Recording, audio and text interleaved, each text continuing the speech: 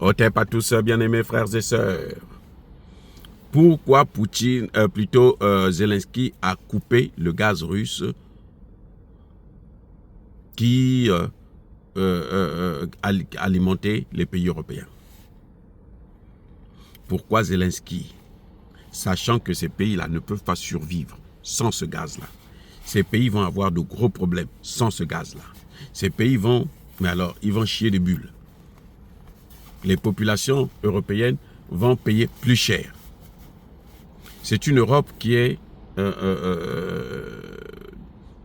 condamnée à consommer les produits russes malgré les sanctions. Pourquoi? Vous savez pourquoi?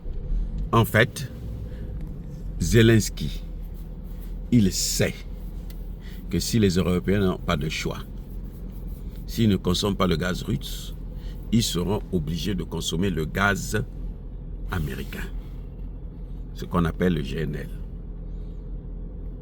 le gaz naturellement liquéfié. Comprenez, le gaz naturel liquéfié. Mais vous savez, ce gaz-là, il coûte 5, 6, 7 fois plus cher que le gaz russe. Même quand c'est même mieux que les Européens puissent acheter le gaz russe via l'Inde ou la Chine, ou en passant par la Turquie. Ce sera moins cher que le gaz américain. Parce que c'est un gaz que vous prenez, vous transformez d'abord en liquide, et puis vous transportez.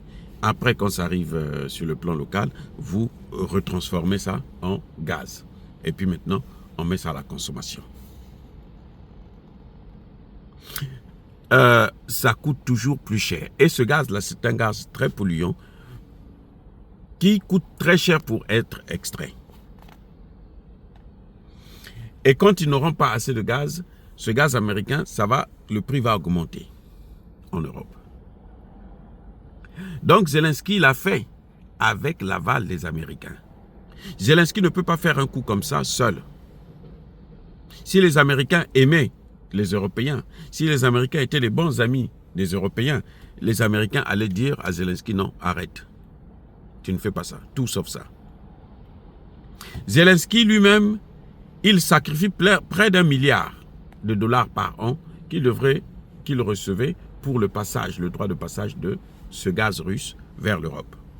Il le sacrifie pourquoi? Et parce qu'il sait que les Américains vont lui donner ça. Les Américains vont lui donner non pas 1 milliard, mais les Américains vont lui donner 20 milliards. Et plutôt 20 millions ou 200 millions.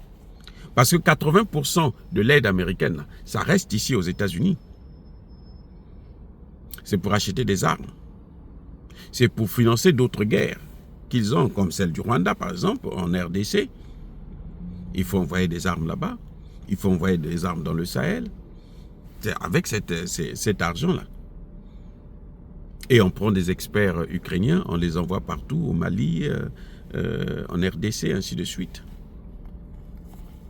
Donc Zelensky, lui, il ne s'inquiète pas de perdre 1 milliard. Parce que c'est 1 milliard là. Les Américains vont lui donner une bonne partie. Et puis, dans cette partie, les miettes que les Américains vont lui donner, il va prendre une bonne partie, il va mettre dans sa poche, il va s'enrichir. Il est d'ailleurs devenu un agent immobilier très puissant, très grand, en Israël, aux États-Unis et dans d'autres pays.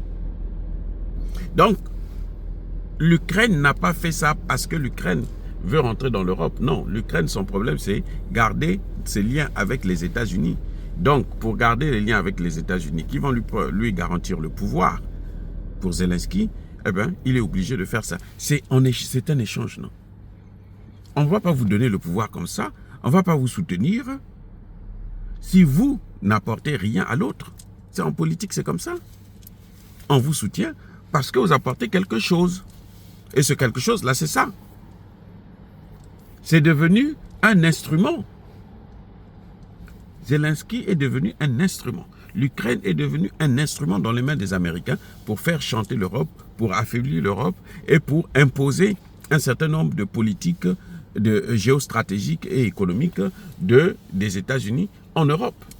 Voilà ce qui est en train de se passer. Oh les amis, c'est malheureux de voir tout ça, mais On attend maintenant la riposte des Européens. J'espère qu'ils vont comprendre. Mais l'Europe, les États-Unis ont un autre poids lourd au niveau européen. C'est Ursula qui leur sert de cheval de Troie.